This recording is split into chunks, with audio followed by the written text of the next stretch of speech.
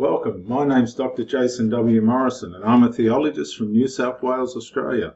Psychologists help people with themselves and other people, and theologists help people with themselves and God. So I haven't got to know my niece, so it's pretty hard. And what about your mum? So Mum and I haven't seen each other for a number of years. Sometimes one of us will try, but it just hasn't gone well. So three of you are here tonight, your father and your younger sister, Nadia, sitting there. Tell me about your family. How were you raised? We were raised as Jehovah's Witnesses, and it was very insular. And part of my early childhood was really fun. We all had bikes, we had pets, we had quite a close family, cousins that we would hang out with. From the outside, it looked like a perfect family. Now, we've got a photo of you here being baptised as a Jehovah's Witness. How did you feel about the religion when you were growing up? I never actually believed it. It was just a strong expectation from my parents that that's what I had to do. You left the church when you were 19. What brought that on? I was going out with an elder's son and we were petting, and so it was minor sexual misconduct to them, and he told his dad. So his dad wanted to meet with me, and at that time and still today there's a practice of having a judicial committee, and that's when three elders, all men, you have to meet with them and you have to tell them what you've done in detail, and they make a judgment on you. So I was... This is Dr. Jason W. Morrison, and let's watch this program on the way in which Jehovah's Witnesses shun and the consequences of that terrible, horrible form of religious behaviour. Site estranged families and how they're dealing with the fallout. How long is it since you've seen these two? I think about 9 years. What did I do that my father doesn't want to contact me? One of the two people in my life who is meant to love me, no matter what, didn't. And I thought that's proof that I am unlovable. Pack your things and go. I packed my things and I left that night. I believe she's the one poisoned him. I stopped the contact to protect my own mental health. You met last week to talk about coming here. How did that conversation go? It went well. I thought it went really well. It was the most raw and truthful that we've ever been. Okay, here we go. How shunning affects Jehovah's Witnesses and their members. Sit back and relax and enjoy this horrible Welcome insight. everyone, good to have you with us tonight. Rick, how would you describe your relationship with your father? These days, non-existent. We haven't spoken in about 10 years. Not properly anyway. Tell us about your family. Where did you grow up? When I was growing up, my dad was managing a cattle station 15 hours west of Brisbane. It was my mum, my dad, my brother Toby and I at that point. My sister wasn't even born yet. And it was just it was a blissful kind of childhood for us, because it was, we had motorbikes and horses and wide open landscapes that we could do anything we wanted on. And so I think that was very idyllic in the first half of my childhood. So what was your relationship with your dad like then? I think my brother was older than I, and he was always Dad's favourite. I was a bit of a weird kid, and my dad didn't kind of gel with that because he was this very rugged, masculine, outback stereotype. He's like Crocodile Dundee, but kind of mean. And so we never got along, really. There was a serious accident at the farm when you were about 7. What happened? My brother Toby and I had been out shooting crows with a .22, and my sister Lauren had just been born. She was 3 weeks old.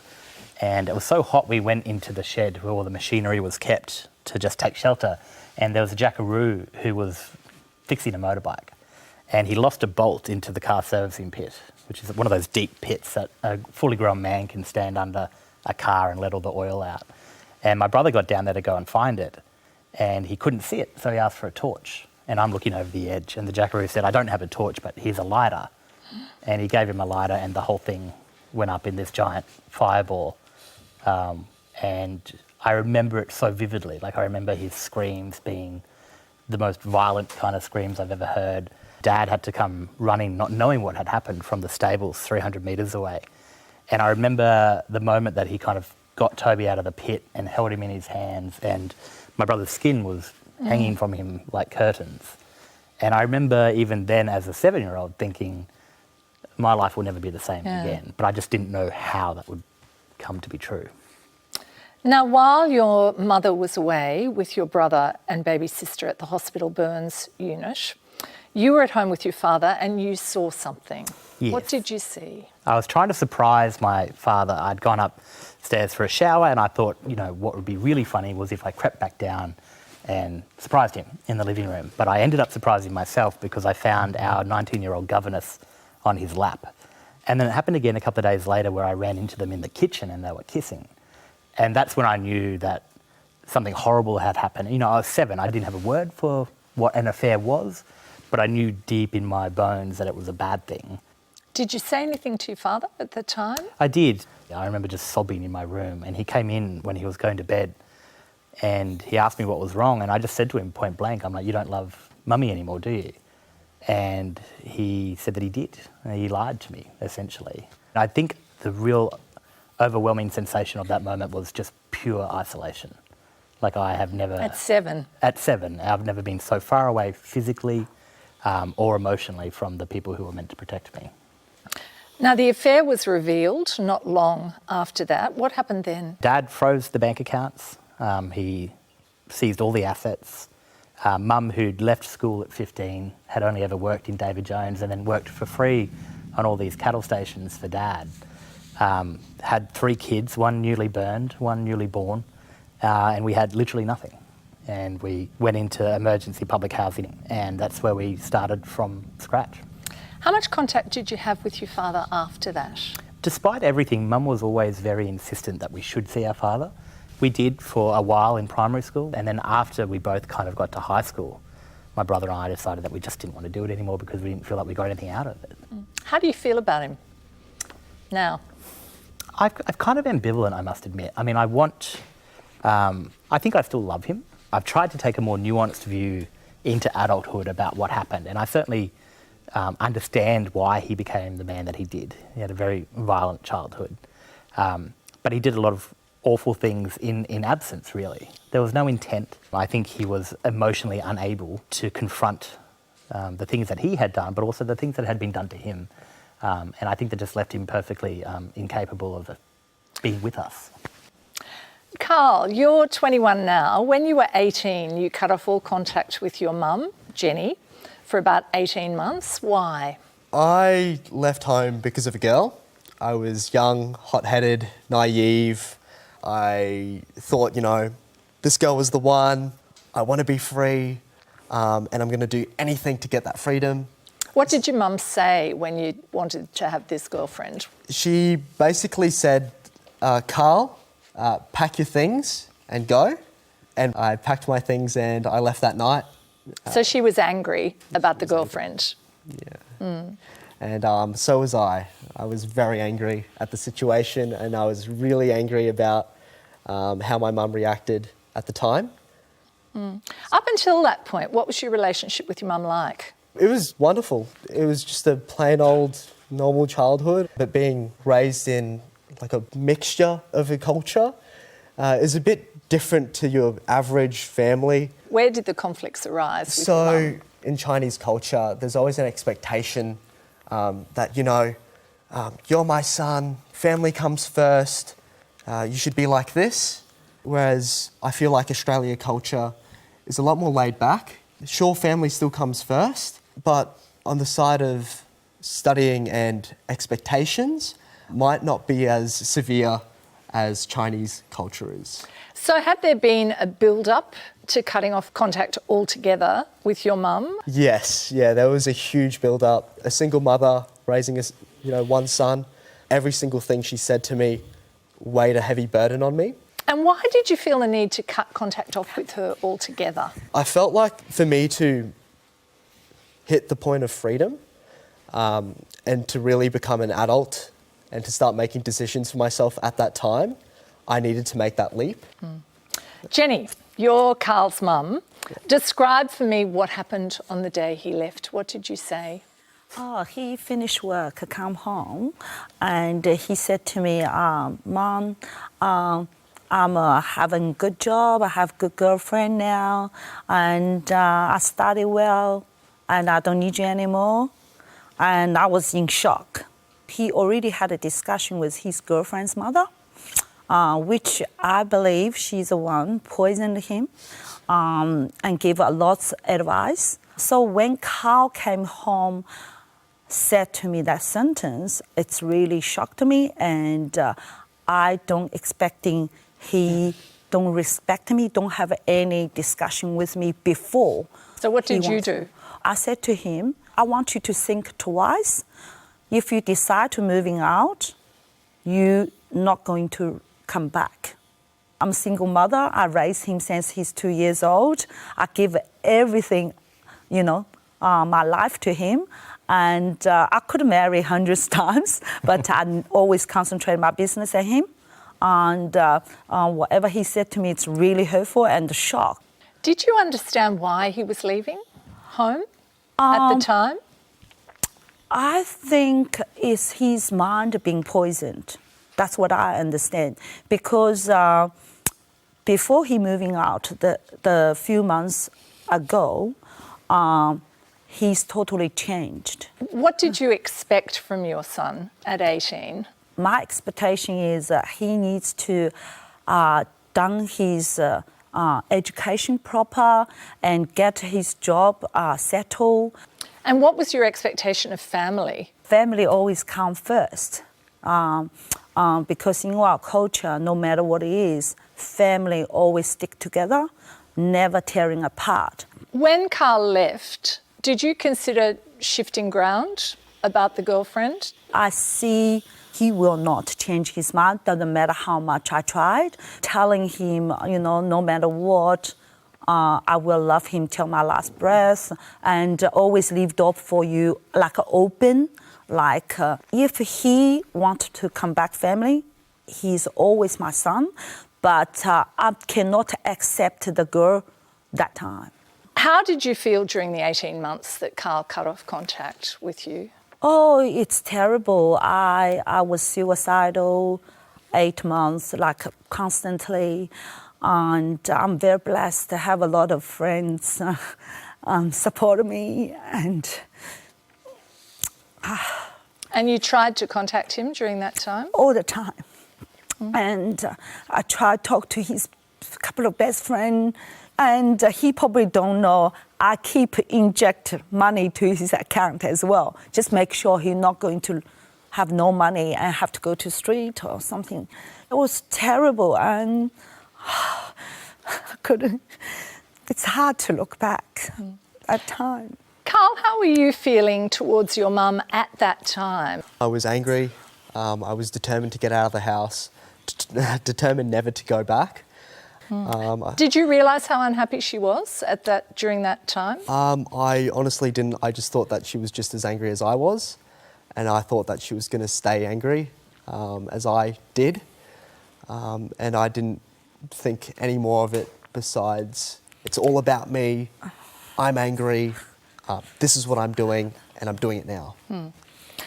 Lara, you're one of a family of 5. Describe your relationship with your family members at the moment.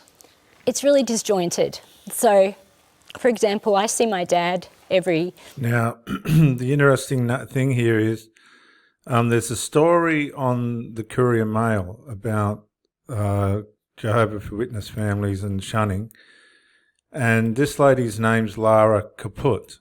And the thing that caught my eye was that they said when shunning gets into a Jehovah Witness family, everything goes to kaput, which is a slang saying, isn't it? Oh, well, that's kaput. This is a very interesting story. The one that we've just looked at is more of a secular part of shunning, as it were, based on the relationship of the son didn't suit the mother, which I find very intrusive, but this is how different people react. This is the Jehovah Witness aspect of this now. Perhaps once a year at the moment, maybe every 6 months. And it's awkward. And what about your siblings? I haven't seen my older sister for years. And the last time that we had a conversation, it didn't go well. And she asked me to never contact her again, so I don't know if there'll be a time. And what about your other sister? She's here tonight. And we haven't seen each other since her little daughter was born, so I haven't got to know my niece. So it's pretty hard. And what about your mum? So Mum and I haven't seen each other for a number of years. Sometimes one of us will try, but it just hasn't gone well. So 3 of you are here tonight, your father and your younger sister, Nadia, who's sitting there. Tell me about your family. How? Now, what I find interesting, and I'm trying to get this but I can't, So it's pretty hard. is... And what about your mum? So Mum and I haven't seen each other for a number of years. Sometimes one of us will try, but it just hasn't gone well. So 3 of you are here tonight, your father and your younger sister, Nadia. Interestingly, this is what I want to point out. I find it interesting that one sister's sitting here and one sister's sitting there. This sister looks very hard-faced.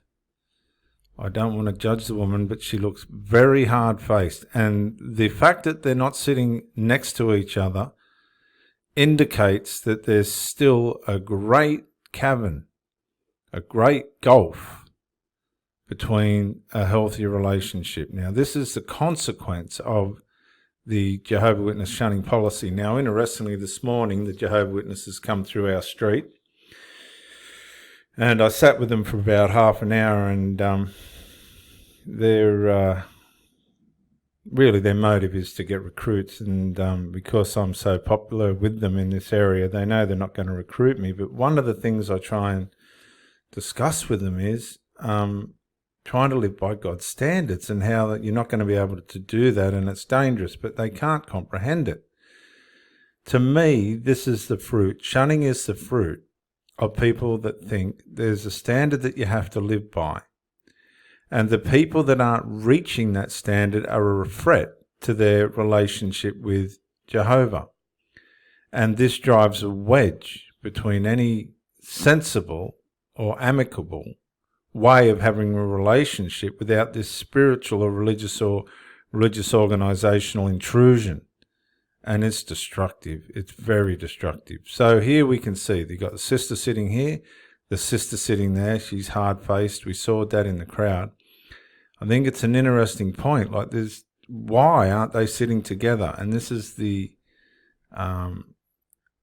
this is crazy. This is really, really destructive. Nadia, who's sitting there. Tell me about your family. How were you raised? We were raised as Jehovah's Witnesses, and it was very insular.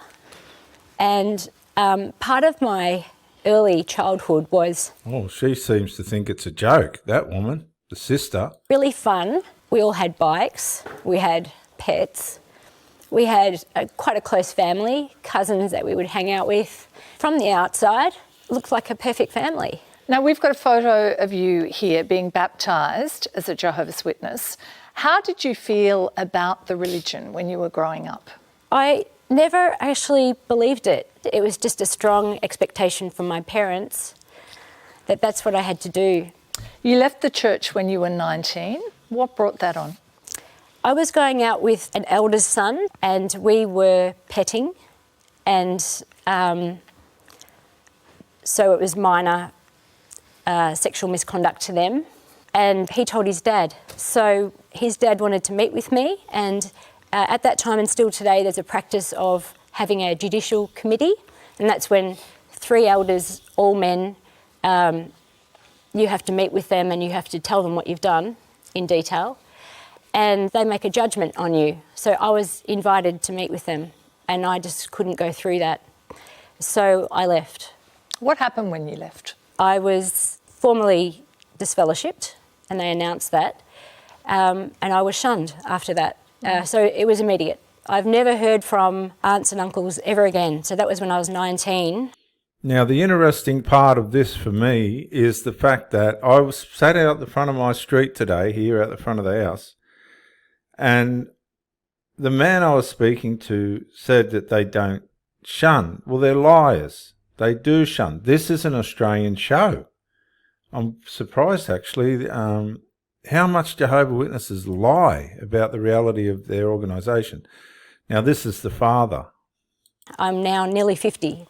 And your dad was still in the church at this stage? Yeah, so only Mum and I had left. Where did that leave you at that age? Isolated. Really scared. I didn't know how to open a bank account, rent a house, how to make friends, because all my friends had been Jehovah's Witnesses. I lost my family, so I had no rituals, no traditions. I had to start afresh with creating my own rules. And no contact with your dad initially? It was ad hoc. I focused on forging a life with non-Jehovah's Witness friends. Julius, you're Lara's father and you were still in the church when she left. Explain why you lost contact with her at that time. Because of the decision of the church to shun her or disfellowship her, to make her a non-person basically as far as the church was concerned. And how did you feel about that? I felt empty, to be honest, because I was still in it. All my friends and relatives were in it, basically. I didn't know what to do. I think I coped by blocking it out and hoping that she'd succeed by herself. So practically you blocked her out as well? Basically, that's the way I handled it personally. I was in two minds, kind of, because I'd been in the church a long time. And it was all new to me. All of a sudden, all my family's broken up and it was difficult. Now, this is an Were uncommon... you in contact with the rest of your family? And not really. Lara's mother had left. I used to go down and visit Nadia, my oldest daughter. Basically was still a witness. Was still in the church? Yes, she still is now. And we don't have a really normal relationship. Lara, what did you do? How did you get on with your life?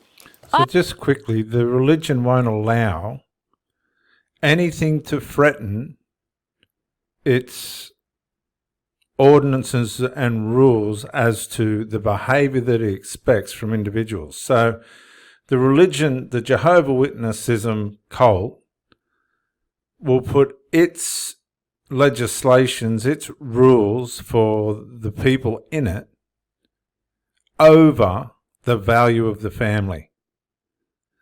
Now I'm going to say that again. The Jehovah Witness-ism cult puts the organisational rules, policies and ordinances that it requires its members to adhere to individually over and above the value of the family unit. It would rather see a family extinguished for one to keep its rules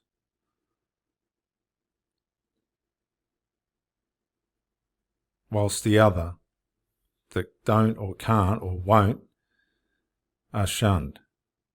It's like a kidnap. When you join the Jehovah Witness-ism cult, you're being kidnapped from normality and Orthodox Christianity into a cult. And shunning's a classic example of the reality of that. I had started studying and I wanted to be a scientist. So I continued with my studies and I thought the most important thing that I can do is to get my degree. And doing tertiary study was really frowned upon by the Jehovah's Witnesses. I rebuilt my life from thinking I'm going to get married and have children and be looked after to I'm going to be an independent person and I'm going to look after myself and I'm going to need to get a mortgage and my degree and build friendships and I want to see the world. So I started to plan for that. And then 10 years after Lara left the church, you left as well. I left about 20 years ago, yeah. Did you leaving the church bring you closer together or not? No, because I think not much because I had my own issues at the time as well, other issues, personal issues that not got to do with Lara. But I think that affected my viewpoint on other things family matters. I probably wasn't a very good backstop to my kids.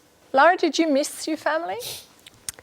Yeah, there were times that I knew I had to go it alone. I purposely shut it out so it didn't hurt me so much. I deliberately tried to forget things. So there's a lot that's missing because it was so painful I couldn't retain those memories. For example, I threw out a lot of photos, letters and cards, and I just tried to push on. A parent should fight for their child. I'd go to the end of the earth for my children. Do you feel a need to repair the relationships, Julius, or not? I don't have the capacity or maybe the psychology to be able to fix it myself. Nadia.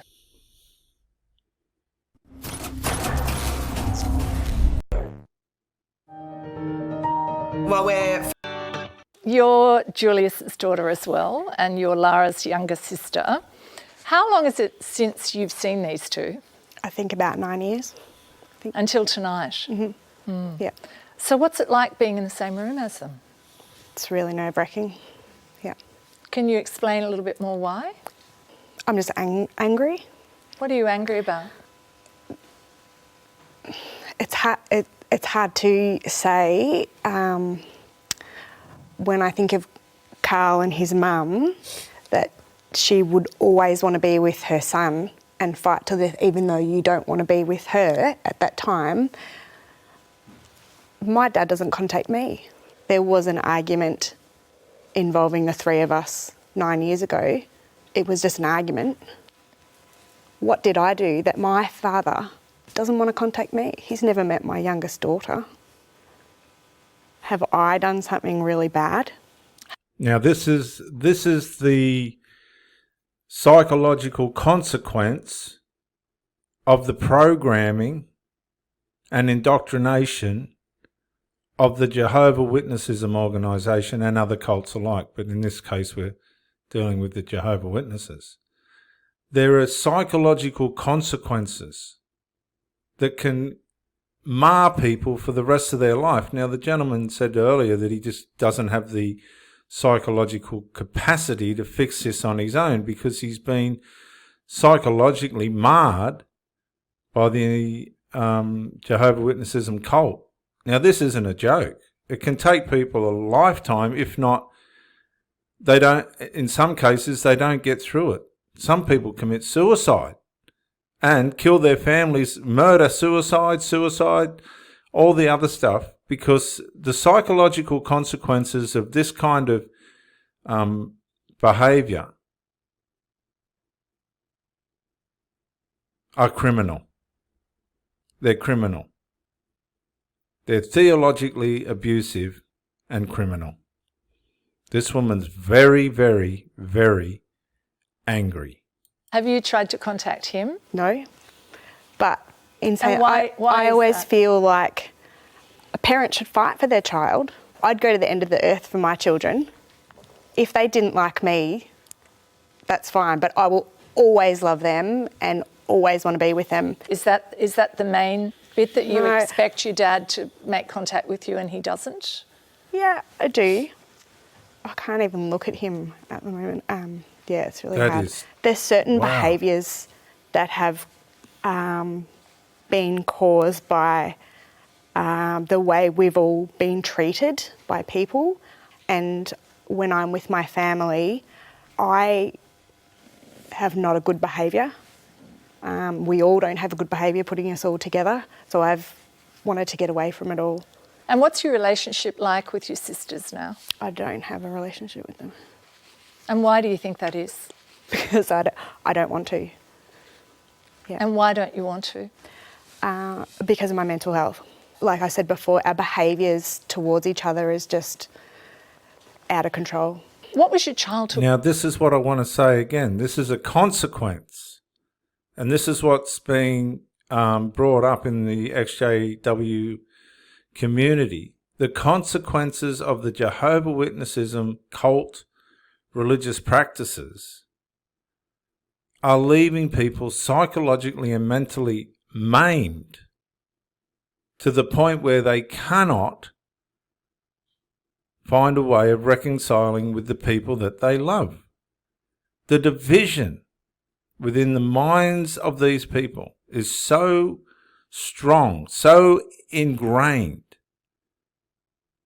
that they've lost the basic fundamental understanding of what religion is, and that's forgiveness and reconciliation and all the rest of it. Jehovah Witness-ism really isn't interested in that when you look at it, because some people just cannot. We are not designed to practice shunning. There you go. We are not designed to behave like this. Yeah, Dr. Jason Morrison, theologist again. I just want to say thank you for watching the videos, and I hope you got plenty of self-rediscovery and freedom out of it. If you watched it on YouTube, please share or like, maybe even comment. If you watched it on Facebook, like, comment, share. But most of all, get out and live. This isn't a rehearsal. You've got a one-off life. Don't let your loyalty and your faithfulness blind you to the life that you should be experiencing. Till the next video, thank you for watching, and bye for now.